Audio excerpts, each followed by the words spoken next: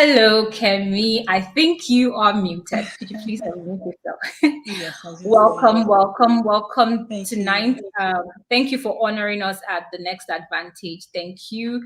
I don't think people realize how important it is to actually hear from entrepreneurs who are doing the work especially in the time when they're doing the work, and how you can leverage the experience that they have, use that to shorten your learning curve and get right into what you want to achieve. So thank you so much for showing up tonight. Thank you very much for having me. It's great to be here. Well done on the great work you're doing. Thank you. Thank you. Okay.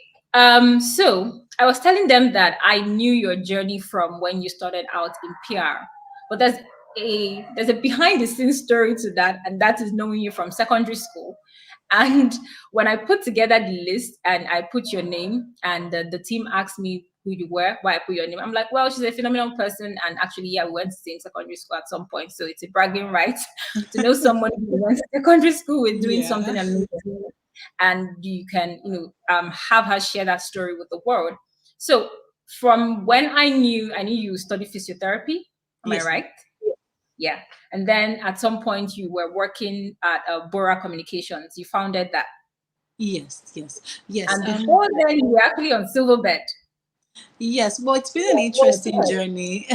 Yeah. It's been an interesting journey, but I think what has been the common denominator would definitely be my passion for healthcare. Just as you Okay. said, I finished from College of Medicine, University of Lagos, as a Mhm. physiotherapist, and right from when I was in uni, I was always very involved with health advocacy projects. Mhm. I worked with and even volunteered with quite a number of health advocacy organizations, non-governmental organizations, and the rest. And when I left uni, even when I was on Silverbed TV as well as radio, what I was also doing was health, where I was educating listeners and viewers, things around health, advocating for good health for everyone. So that really has been the focus of what I have been doing. Even Mhm. when I was working in PR as well, we were working mostly with healthcare organizations, and now that I'm Yeah. not that I'm working as the CEO of Babymigo, rather, we're also advocating for maternal health rights for mothers and just ensuring that women have access to you know maternal and child health, that can empower them on their motherhood journey. That's interesting. I like the way you put it together and mapped out that journey. So it's easy for anyone who is going through the different phases of the comment to see how they can move into the Absolutely. next level for them. Yeah. So I'm wondering, did you at some point say, okay, now that I have been in PR in healthcare, I have communications experience, both on TV, both on social media, and all forms of communication, that I am going to now go into health tech or femtech as they call it, focusing on women who want to get pregnant and women who are trying to get pregnant as well. Was that a intentional process in mapping the journey that I'll get here, or you just saw the opportunity and realized that you had the skill sets and resources to get started? Um, I would say it was a combination of both. I mean, it was just really more of seeing a pain point and knowing that the experience that I have and just really the work that I have done, all these Mm-hmm. years, can help to empower women and can help Mm-hmm. to, and that we can use tech and community to basically empower mothers. So I think it was a combination of both. It was just really seeing a pain point, to be honest, and Mm-hmm. saying that this I can definitely do something about this, right? So that was basically what it was for me. Okay, I like that. So now you mentioned tech and community, and this is a very key point of this session. Not many people who have communities understand how they can infuse tech or even infuse a product or a solution that people are willing to pay for, such that it's not just a purpose driven business, it's also something that people are willing to put their money into as a solution for them, and investors are willing to support as well. So how did you come to that point where it wasn't just about purpose, it just wasn't just about making impact and advocating for healthcare, but there's also a business model behind this that sustains it and keeps it profitable? Yeah, I mean, it's just really knowing that even non-governmental organizations now have a Mhm. business model That's the honest truth, because we're in a value-driven world and a value-driven economy. And even when you speak with, even when NGOs speak with even funders, they want to know on the long term, how can the NGO sustain the money that will be given or something like that. So just really knowing that we're in a value-driven economy, we're in a value-driven world, it was very crucial that we identify products that people can actually pay for beyond just offering community to people. And it's quite interesting because I really do agree with you, and I see a lot of people coming up with communities that are not paid for, Yeah. but to be honest, to have that next level when it comes to community, there needs to be payment made in some way or the other. There needs to be some kind of funding, because for us, for example, you want to have like community leads, you want to have experts on board, and all of these, there must this a financial compensation for all of these people, and so there must be monetization.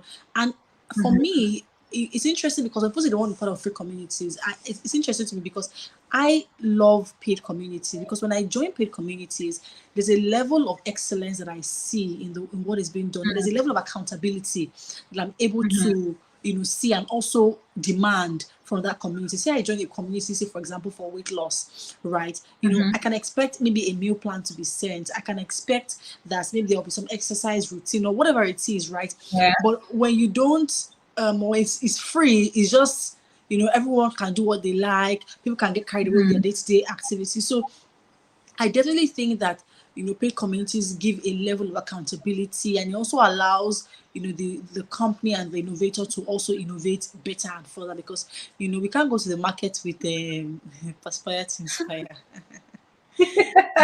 Actually, right, we can't. And there's also the fact that if because a lot of people would say Nigerians would rather take things for free, right, Yeah. and not pay. But I think your business model has proven that if it's really what people are interested in, what people find value, they'll put their money behind it. So yeah, you can go to the market to aspire. Yeah, And and to be honest, when you also do that, you attract a certain kind of people, and those are the kind of people that right. you really want. Because sometimes when you do something for free, you attract all kinds of people, and they may not necessarily be the kind of people that you want to work with. So that also helps you to sieve through and to have Yeah. a certain kind of people yourself. Yeah, that's true. Then also you get to test your solutions and product. Like you have a better testing community. You don't have to launch it publicly. You already have a community that can test out this product and tell you Yep, if it's yep, something that you need absolutely, or not. absolutely. So that's a huge asset. And speaking about assets, what other ways did you leverage your community as an asset when it comes to getting uh either grants or support? Because I know that there was a time that you guys got an opportunity with Google, and I saw on the website that Facebook also supports Babymigo. So, how did you leverage community as an asset for such opportunities? Yeah, really. Of course, because we have community, it's also easier for us to bring in tech, because we leverage tech as well in our community. It also helps us to actually execute solutions. Yeah, I think that's the best way to execute solutions. So because when we get all these partnerships with these international organizations, either funding or whatever it is, it's not just about the community, it's also about the end goal. What exactly is this community doing? So it's one thing for you to just wake up one morning and say, oh, I want to put together a WhatsApp group of female entrepreneurs, right? It's another thing for you to now be able to look at the end goal of that particular group and run that particular group, not just as a WhatsApp group, but as a community that's actually impactful. So in that case, you're Yeah. not saying that, oh, I'm building a community of female entrepreneurs and empowering them to make maybe 10 million naira, or maybe to boost their revenue, maybe $10,000 in a year or whatever it is. However, we are leveraging WhatsApp as the platform for this community. And so really for us, why we've been able to do that is because we have an end goal. I always tell my team that at the end of the day, it's not just about, oh, a mom is part of our product, or a mom is part of our community, or is paying for a service. It's not about the end goal. We're actually changing the lives of these women. We are improving maternal and child health outcomes. We have hundreds and thousands of testimonies, in fact so many testimonies of women that just by being a part of our community and what we do, They are empowered to make better decisions. They are, because of what we do, they've gotten information on how to treat a baby with jaundice, and they did not make a wrong decision. We have saved the lives of women that could have literally died. And this is not to even we've had cases of women that, we had a case just last week of a mom who had a blood pressure of 190 something, 100 and something, and she didn't even Wow. realize how terrible it was. To the pregnant mom, she didn't even realize how terrible it was. She was like, this is, and just by that we swung into action. So really, for us, we run our community as, from an impact driven point of view. I always tell my team, what are the outcomes we're looking at? We must be able to say that because of our community, there was an X increase in this, there was, a Y increase in this. So we run it not just as a community or just another community. We run it as an impact-driven organization, looking at the end goal and what we're seeking to achieve, and sort of working our way from that end goal to, what we're currently doing. Yeah, that's awesome. Now that has me thinking or wondering, how do you marry profit and impact? How do you balance saying that our goal is to make sure that we support women to, either nurse their children better, to avoid certain mistakes that makes that happen within the home, and as a result of lack of information, lose the baby or they themselves lose their lives. How do you balance, the profit and also the impact in your business? Well, it's an interesting question because both of them can, you know, sometimes be. It's a very sensitive meeting point, to be honest. But I think Yeah. what I would say would be, one, knowing that you're offering a service, and it definitely needs to be paid for, like I've said before. Number two would definitely be emotional intelligence. So when you're Mhm. running an impact driven organization, especially a sensitive one like we're doing, at Babymigo, we're impacting the lives of women that are pregnant, the lives of women that have, just had their babies. There must also be some level of emotional intelligence, knowing the borderline when, sometimes it's not really a matter of it's not a matter of money. It's really a matter of helping, that woman. So I'll say emotional intelligence. And this is something I always tell my team. We have to be emotional intelligent. You have to see through, what women are, what the moms are saying. You have to read through the lines, right? Another thing really is just to offer great service, because a lot of people would, I remember people say, moms in Nigeria, they don't want part of paid communities, this, that.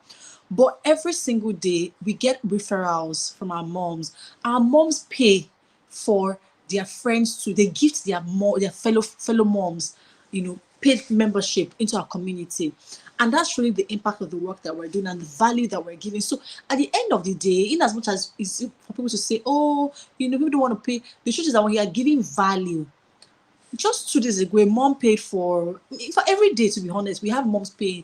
A mom paid for two of her our mom friends, to join one of our communities, and she got into the community through another friend who gifted her and she was like, I can't imagine what my postpartum journey would have been like without Babymigo. And that was just incredible to hear, because I mean, no matter how many times we hear these things, it's always nice to always hear it again and again. So I think for me, I would Yeah. definitely say emotional intelligence, and then two, I would say just really offering great service. Because at the end of the day, if you're giving value, and I must say this as well. Again, I always tell my team, what you consider what the user considers value may not be Mhm. what you consider value as the entrepreneur. Right. And so you must Mhm. always, and this is a big mistake that we make, especially for those of us that are in tech, Yeah. where we're trying to innovate, we're trying to do all these nice things, we're trying to do what Mhm. we consider valuable to the end user, Yeah. but they don't actually consider it valuable. So we're very Yeah. intentional, and sometimes what the end user considers valuable is actually really something simple. It's not something crazy or out of the world. So Yes. Technical as. exactly. So I always tell my team, we need to pay attention. We need to share feedback forms. We need to speak with the moms. We need to know what they find valuable. What is the impact? I remember last year when we were about to close for the year, we sent feedback forms to our moms and we asked them, oh, what part of the community do you find the most valuable? And it was shocking to me, the part of the community they Mhm. found valuable. In fact, that part of the community they found valuable was something I was going to remove from the Wow. community this year. And when I mentioned it to my co-founder and he sort of analyzed it, it was like, this, like, I understand why from women who are pregnant. There's definitely a reason why they like this part. So you must what you consider valuable again as an entrepreneur may not be what your community your end user considers valuable. So you must always have conversations with them to know what they consider valuable. And yeah, most is valuable. They would refer their friends. They will, and you definitely be able to make profit. That's I hope you guys are catching all she's saying, because you most likely would not read it in a book. I tell people often that you read a business book or you read how to launch a tech product, and you read it from Google or you do your research. When it comes to doing it in Nigeria, it's different. And Yep. you just shared that. And especially for people who build technical products, it's even worse because it's always the new tech solution and it's Yeah. not even relatable to the user or solving the user's problem in real time. So I like that you really went into that. We'll come back to more on revenue model, because I see the way you've spoken about creating great solutions and paying attention to the customers. But I was wondering now, since your customers are mainly pregnant women, and were you worried that, since, because there's a thing in Nigeria in the online space whereby if you are selling a solution, they would often want you to be a representation of that market. When you started, were you worried that they would look at you and say, "Oh, you're too young, you're not very much experienced, you're not that old"? Because I'm sure you have people in your community who are most likely older than you. Did you feel that age was going to be a problem, or did your community and customers react in that way at the beginning? No, I wasn't, to be honest. One, we have actually, so we have pregnant women, we have new moms. So we Mhm. cater to new moms with babies between the ages of 0 to 18 months. And then we then recently launched a fertility community as well for women that are planning to have a baby soon or just basically trying to conceive. When I started at the time, I didn't have a baby. And I think for me, it was just passion. I have worked in healthcare now for about a decade, and I had just really seen that this was an issue. I remember when I was working in the hospital in Nigeria, in Surulere rather, and I would see a lot of pregnant women. They would come to the because I was a physiotherapist, so we had like this thing where they would come and do like exercises and the likes, and I basically saw what the pain points were. So for me, it was just really about offering solutions. However, Yeah. I must say that when I then had got pregnant, had my baby, it helped me to understand the market better. But I think at the end of the day, life is about value. As long as you're giving value, right? People would always resonate towards value. But again, Mhm. I mean, every day I learn every day. Also being a mom myself and all of that. So yeah. Okay, that's awesome. So I hope somebody who is thinking of launching a community in a space where you're not necessarily the customer who would use the product, that this encourages you to go in that direction, but also create value for the customer. And still going related to revenue, because I know this is a key part. Most people just have communities that are not necessarily centered around how they can make money. So that's why I'm going into this again. So, what are some revenue models that you would advise that people who have communities can look into their business and set up, even though they're already adding value, making providing impact, especially those who might have started free and now they are trying to see ways that they can offer something to the community? What models can they explore? It would be tough to give a specific answer, but I'll just say that one, you definitely want to look at B2C models and you also want to look at B2B models. And also don't be afraid to test. That's the honest truth. I don't think there's any one person that can really sit and just say that, oh, these are like all the ways to make money if you're running a community. And this exactly for your particularly for your own for the industry that you're operating in. So what I would always say is test out as many B2C models as you can. Test out, because for us, we tested out a lot of things, to be honest, and we're even still testing things out. I just mentioned that we launched a community for women that are planning to have a baby soon. We had launched that community before, but the way we launched it, we didn't really get it until we relaunched it again. So my thing is just don't be afraid to test things out. Don't be afraid to test things out. So I'll say B2C models, which means that you're making money from the members of the community, basically from the customers. And then B2B models, you want to maybe work with brands, you want to work with organizations. We have worked with quite a number of companies. We work with Pick Milk, we worked with Dettol, we worked with Vitabiotics. So you can also test out B2B models and also understand the intricacies of both of them to help to give you balance, because the B2B model is quite different. So for example, the B2B model, it's a longer sales period. So if you're speaking with a company, for example, it's quite unlikely they're going to close a deal with them in 1 week, even in 2 weeks, even sometimes in 1 month. It might take as long as 3 months, 5 months for you to really start the conversation and really end it in a place that they're actually making a financial commitment. So you need to understand the intricacies of B2B model. Also knowing that B2B model, there's a larger financial commitment, the way that you're managing a B2B client, there needs to be proper consistent updates and things like that. So it's different. With a B2C model, it might be lesser in terms of the amount you're of course getting per person, but it might be easier. It may have a shorter sales cycle. So just really understanding the intricacies, and as I said, testing out. We test out things. And what works, we go ahead with it.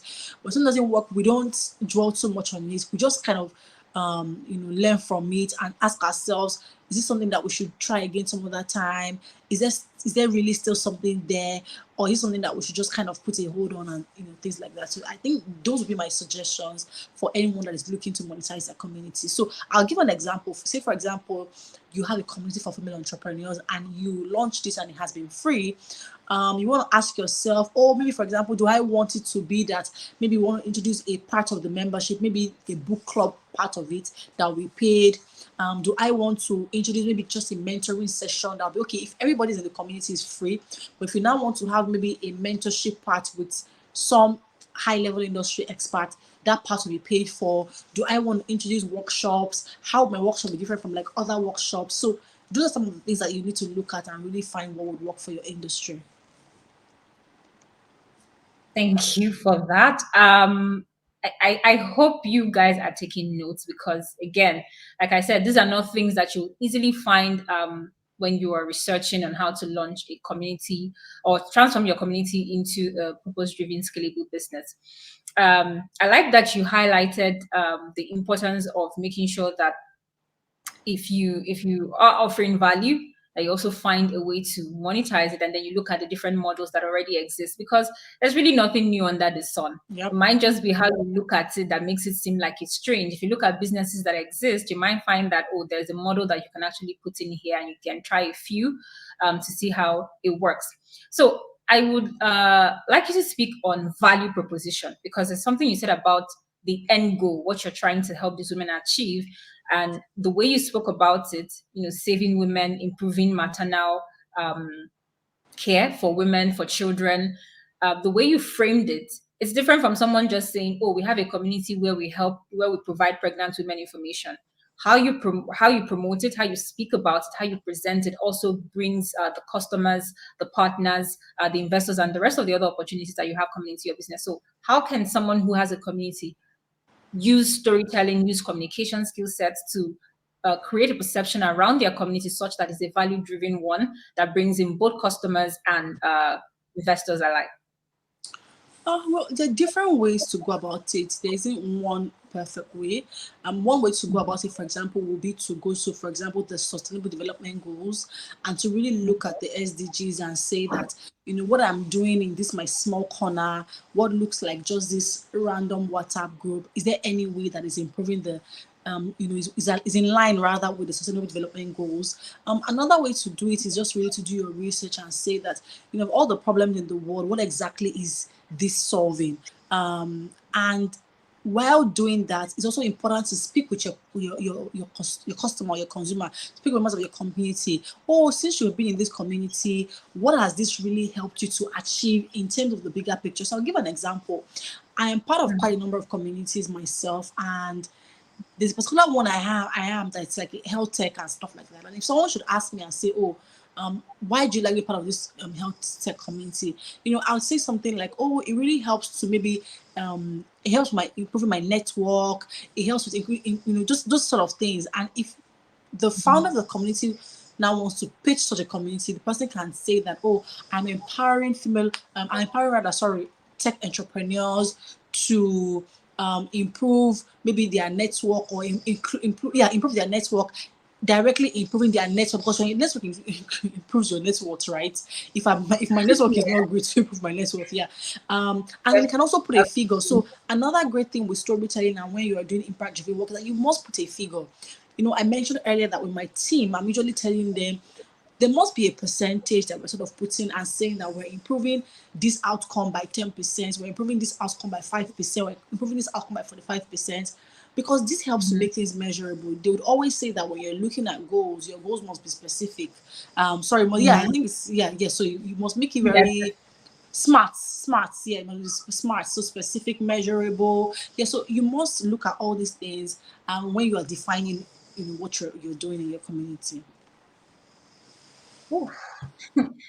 When I told you guys that this was going to be rich, I meant it. It was going to be something that you can take on. And if you're a serious person, you would be able to make changes right this night. I like that you mentioned the sustainable development goals, because really, if you're an impact driven, in the impact driven space, and you're not looking at sustainable development goals, you're losing a lot of opportunities, because it will shape how you leverage opportunities and how you even present yourself.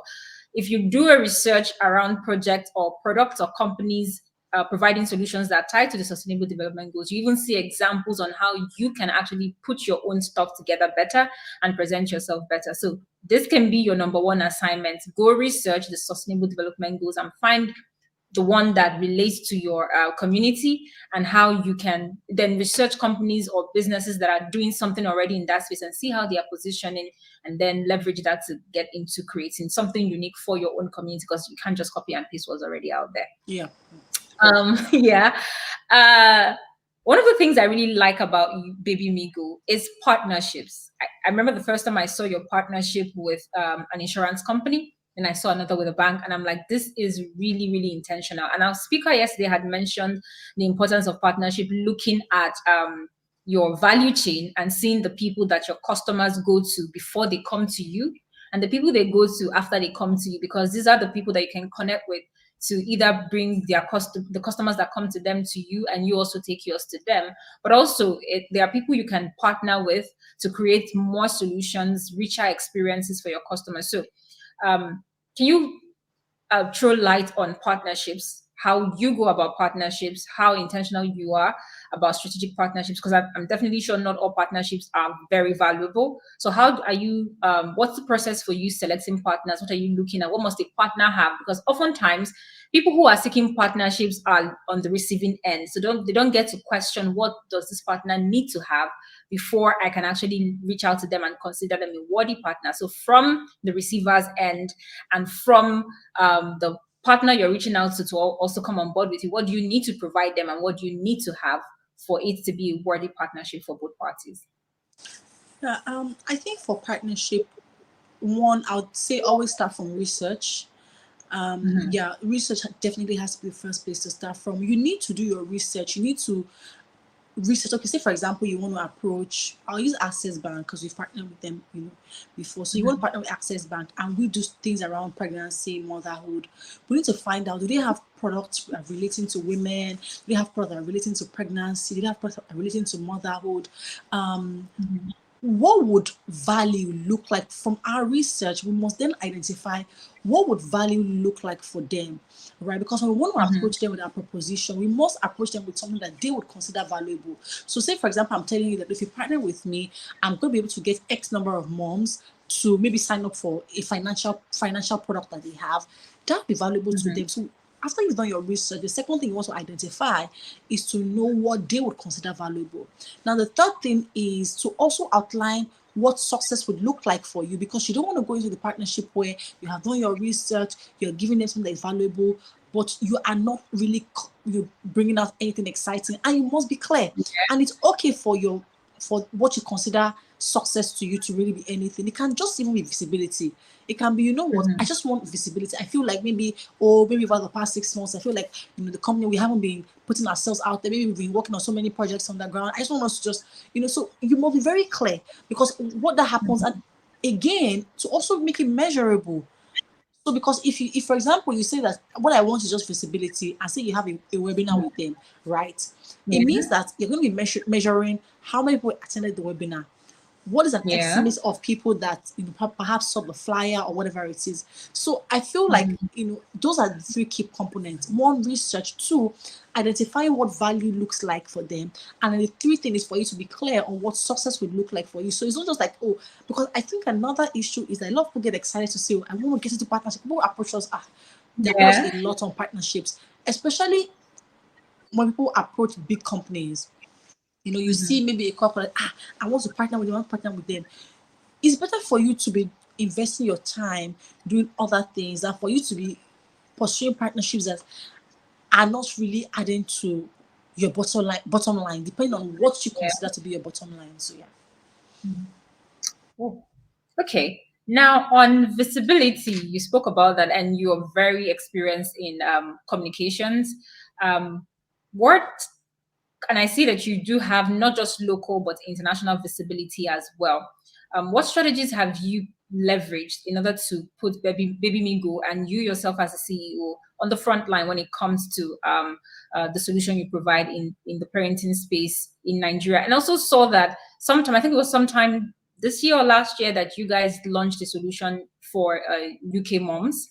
And so, how are you intentionally positioning your brand such that if there's a global opportunity or global expansion plan, that you can easily transition to that as you grow? I'll say storytelling more of. I think storytelling, definitely storytelling. You telling the story again, kind of takes us back to what I said earlier. Telling the sort of the Yeah. impact of our work. Sharing stories. I've shared on this at this event already. Stories of impact of our moms. I've shared stories of the mom who had high blood pressure. I could go on and on about different stories, and just really sharing the bottom line, right? Imagine a woman, a first-time mom who has had 3, 4 miscarriages. Then she finds Babymigo, and just because of Babymigo, and by the grace of God, she was able to carry to full term, and she had a baby. I could go if I had to do screenshots or share videos of pictures of, if I it will just we won't live here, of people that have shared that just because of Babymigo, or women that have been trying to have a baby for 15 years, and they come Mhm. across. In fact, we had a recent testimony of a mom who she's actually a midwife, and she said she Oh, works in the wow. hospital. Yeah. And she had lost her previous baby due to high blood pressure at 36 weeks. And she said that when I came to Babymigo, I didn't even want Babymigo to know that I work in healthcare. Because I wanted you guys to support me. I wanted you guys to hold my hands through this journey. And her baby clocked one, and she sent us a testimonial and said, Babe Migo, you will not believe that I'm actually a midwife. I'm a qualified midwife, I'm an experienced midwife, but I needed a support system that would not say that, oh, you're a midwife. I'd gone through baby loss, and I just needed that Mhm. support. And we were able to support. So for me, it's just more of just really telling the stories of our impact. We just tell the stories of the work that we do. And everybody knows, I would always say that childbirth is one of the toughest things to do. Yeah. It is one of the, and I started to say this even before I became a mom myself.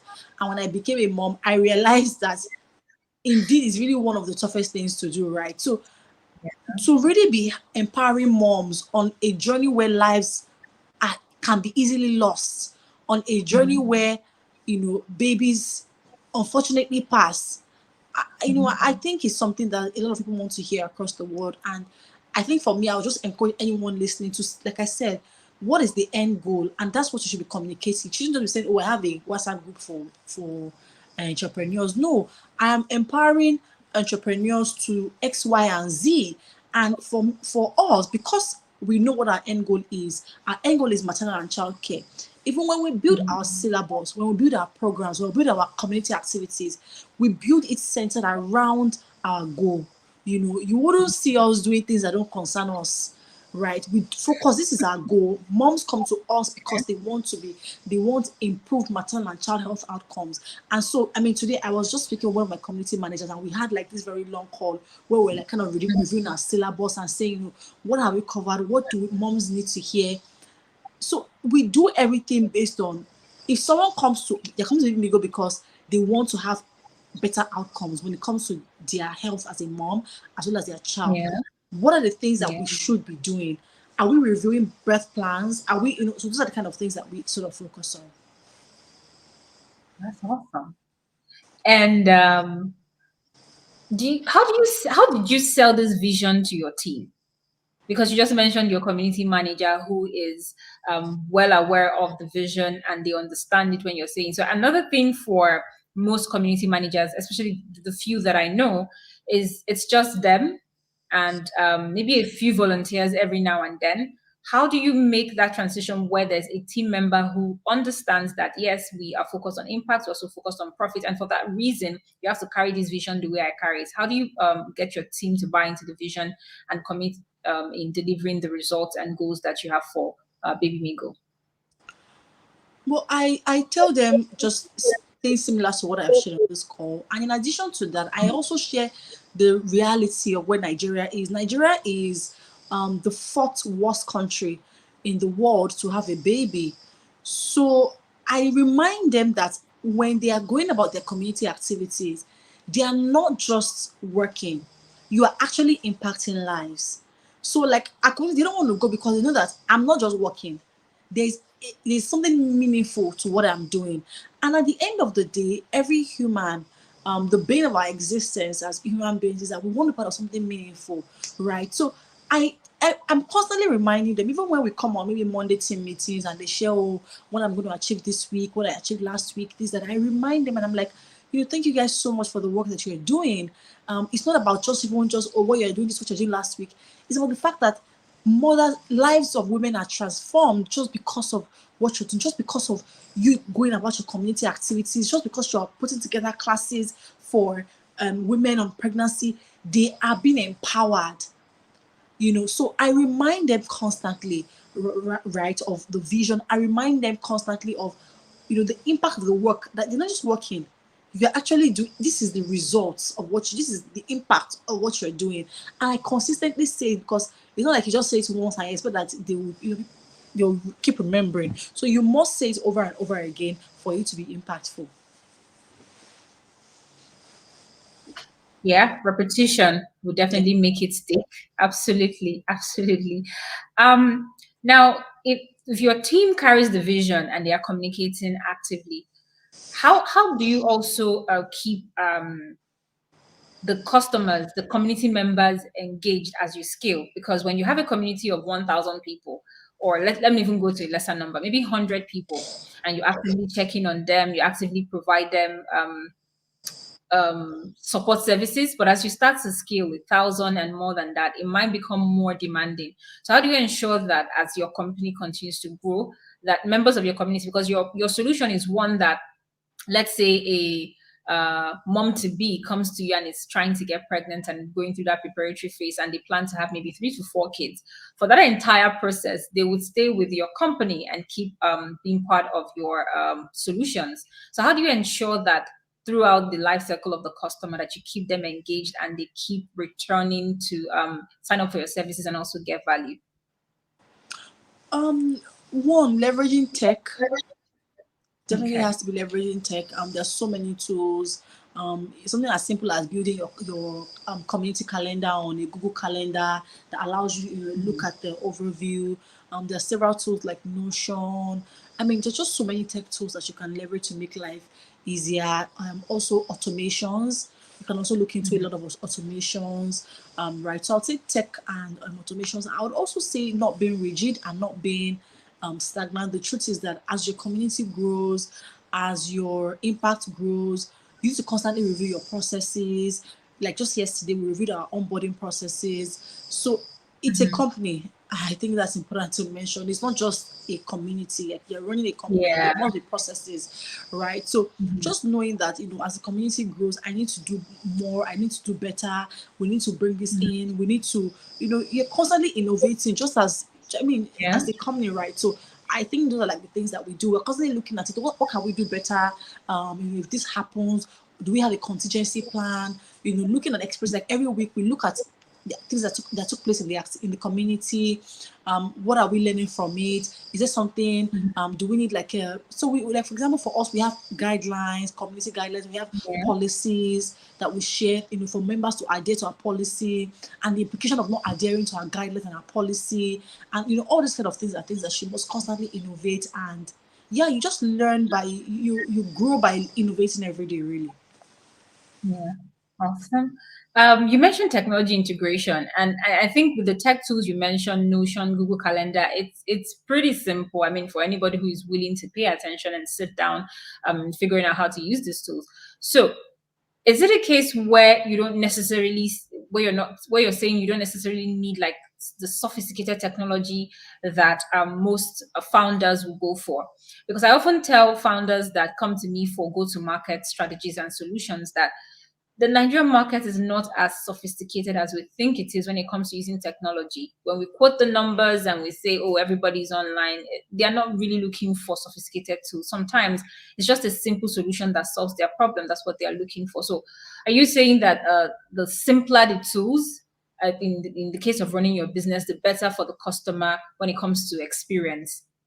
Yeah, to be honest, I do agree with you that the Nigerian, I remember a time in the digital this thing where a platform was raining. I don't know if I should mention that here. I think it was Kajabi. It was raining, Yeah. everyone was paying, and just so many other platforms that when you also look at the cost in terms of monthly cost, you're looking at it and thinking, does this really match in terms of so I think that we need to, and that's the uniqueness of you have to build for your audience, you have to build for your Yeah. customers. You're not building for customers in you're building for Nigerians, and you have to see how Nigerians think. It was interesting to me recently where someone was sharing culture from, I think, the Philippines, or I can't remember, and how that for example for them, once you are in the workplace, you have no business sending anybody message on WhatsApp, right? You can't Mm. even be knowing WhatsApp groups. But they communicate, the maximum they send to you, maybe you can send to your colleagues an iMessage. All communication must be maybe like so. But in Nigeria, if there's no WhatsApp group for church, WhatsApp group for school, WhatsApp group for alumni, we have not yet done community. So Yeah. we're building for our people, and we must understand them. And like you said, know that a typical Nigerian doesn't want excess tools. They don't want excess tools, and we must take note of that when we're building for them. Awesome, awesome. So that even takes out the question I was going to ask around you being a non-technical expert running a tech business, and if you feel like there's a gap somewhere there that you don't necessarily have technical expertise, but you understand the market deep enough to create solutions with even no code tools. Well, my co-founder is a tech expert, so Okay. I think what I'll just encourage is if you feel like you still need tech a lot in what you're doing, you can also have like a partner, a co-founder. So my co-founder is the one involved and one that leads the tech team and is quite skilled in Okay. that area. Awesome. So this ties back to the session for yesterday about partnerships and finding people who Yes. have strength in areas where you now focus on your key area of strength and you do it better. So Yes, absolutely. that goes to show how you plan the products, how you are so in tune with the customers and the community that you're creating for. So your solution, the tech is just the delivery channel for the solution, Yes, actually. yes, yes, yes, absolutely. Okay. So before I look out for questions, I'm just going to ask about investor opportunities, right? Um, for most community members, or for even most people who create in the digital economy or have solutions, looking at attracting funding is not something that people tend to pay attention to. And I also think because of the processes, the structure, the requirements, people count themselves out when you can intentionally prepare yourself for these opportunities, especially if you're running a great business or that people would like to support. Sometimes it's not even investors actually wanting a stake. It's as simple as leveraging a grant to be able to do something more in your business. So, what are the processes that you would say for anyone who is running a purpose-driven business, who has a community or wanting to start one? What things do they need to put together from day one in order to open them up for opportunities for either investor funding or for grants? I think I'll just say structure and processes. just really Mm-hmm. having structure and processes and being conscious of it, because at the end of the day, what investors would want to see, they would want to see documents, they would want to see things that show like a day-to-day running of the organization, results that you have gotten. And so if there's no proper documentation, there are no processes, there's no structure, that might be very tough for the investor and just really partners even in general. Okay. So structures, processes. Again, I like And how documentation. and documentation. I like how these sessions tie to each other, because just yesterday we had a lawyer who spoke on why it's necessary for you to structure and put your business together. And now you've mentioned structure again. Um, okay. And you've mentioned structure again. So it's obvious that people need to actually put themselves together for opportunities. Now, being in the femtech space, if I call it that, and creating solutions for females. And in the very era where we're in, where there's so many opportunities focused on gender or improving the lives of women or creating opportunities for women. You've mentioned female entrepreneur community. You've mentioned, I mean, your business is already in healthcare. What other areas do you think people who are already operating might take themselves more intentionally, especially when it comes to leveraging the opportunities that are around bridging the gender divide? Honestly, I'll say any, because And like support is needed everywhere. Like I can't remember, yeah, recently there was just like something I did and I was like, oh, I wish I had a community I wish there was someone that was mhm, building a community around this. Like, because we're now in yeah, an age where specialization is so key. yeah, People want to be support, even as much as we're doing stuff in motherhood, there are areas of mhm, motherhood that people are also building like more niche communities, like further niche communities. And so mhm, I would say any, really, it just depends on the passion, what you're interested in. mhm. There's a huge need, when it comes to community support. There is. Awesome. So I saw this company. I can't remember the name right now, but I know I saw it on LinkedIn, and their key focus is an AI platform for actually supporting mothers. And they're not focusing on. I think they're focused mainly on supporting mothers in raising kids, running the home, being great homemakers. And I found that quite interesting. So the way their app works is that you can schedule and plan your day. The AI can track, the AI can remind you so you don't forget things. The AI can keep you in touch with your home manager or caregiver for your children or their nanny or whatever professional they have supporting them. So, um, even though the economic situation of Nigeria is quite different from other nations, I have been thinking around the fact that support for motherhood is also an interesting space.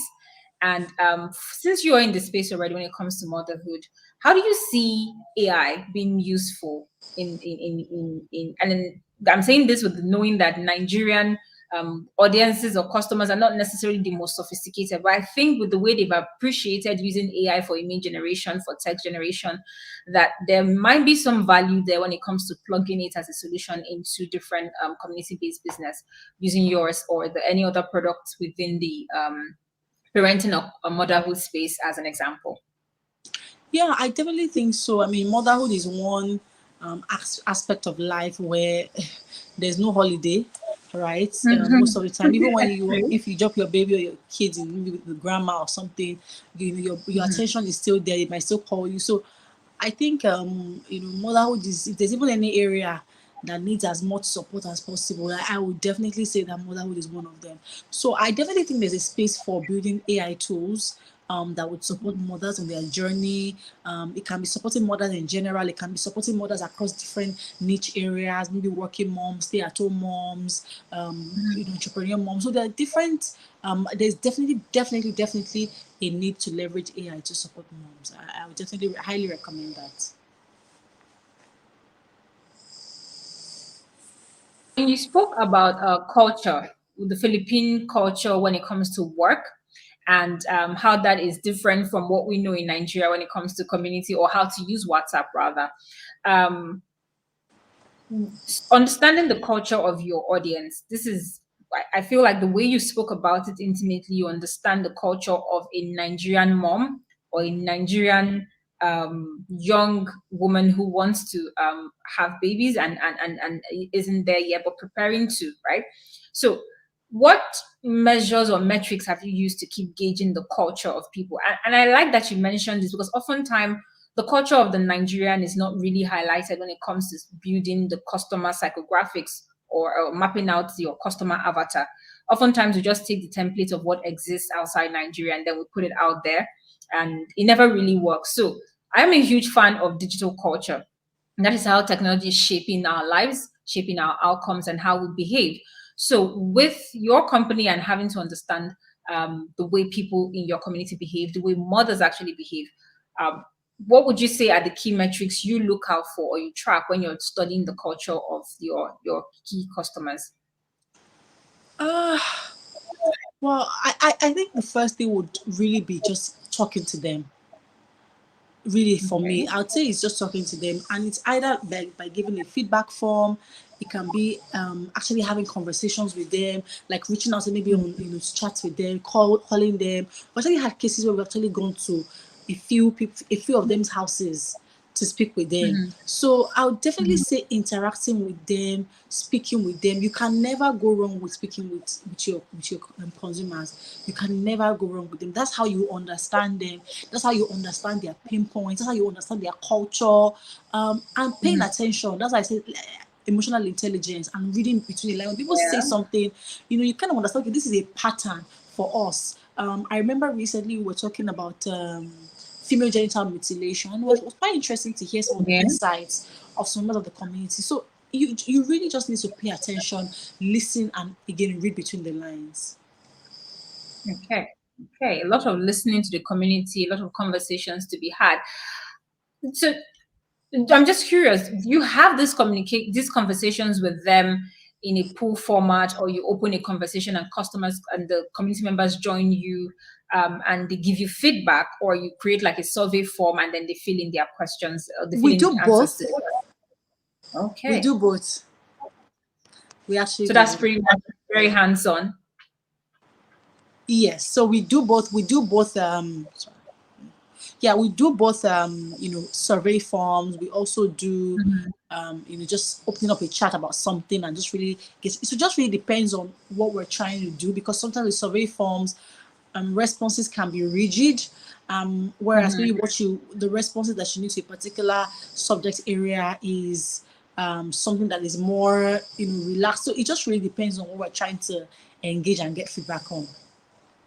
Mhm. Okay, that's awesome. Um, do you see Babymigo expanding to other African countries? Because I tend to feel like the Nigerian problem is not just Nigerian. It can be a Pan-African problem. So do you see a growth path towards getting into other African countries, especially as our cultures are similar? Yes, yes, yes, absolutely. I think so. Right now, we're actually having a lot of moms from Ghana and even Mm. Kenya. We actually currently serve moms in over 12 countries, Nigerian moms in over 12 countries. But apart from Nigerian moms in other countries, we now Nigerian moms also, in over 12 countries. yes, yes, we serve moms in Jamaica, Canada, UK, US, a lot of countries. But I think beyond serving moms, Nigerian moms in other countries, we're also beginning to see a lot of moms that are not Nigerians, Hmm. Kenyans and No, Ghanaians, just really that's wanting to be a part of what we're doing. yeah. That's awesome. So, reaching Nigerian moms in different countries, was this a natural, organic process where people spoke to their siblings or family members in different parts of the world, or just by social media positioning or targeting, you found Nigerians who lived outside It was Nigeria? just coincidental, just really finding the work that we do, people referring their friends and family, and that was just it. So that ties back to that culture, like you understand me, you see me, you're not the Yeah. only Nigerian mom or mom to be. That's awesome. That again, these are the things when I say this thing cannot be found in a book, because what book is going to tell you that that the culture, understanding the culture of your customer will help you connect to your customers in different parts of the world. I didn't expect to see this. Okay, so I see a question in the comments that I'm just going to put up. Um, what are some patient strategies you recommend for some pertinent strategies you recommend for building trust and engagement within an online community? Well, you're quite a number, but I think two comes to mind right now. One would be structure. Having a structure for your community is very important. It's very easy for people to just say, "Oh, it's a community. We just do it." No, like for me and my experience, I always recommend having a structure. What do we do on each day of the week? Structure is very, very important. Two is also kind of still in line with structure. Also having a structure as well that allows you to constantly, especially during the weekdays, to check in with members of your community. So it really, I always recommend structure, and I also always recommend having an itinerary, right? Because when you have an itinerary, so this is what we do on this day, so it keeps everyone accountable, even your community manager, and we review the itinerary.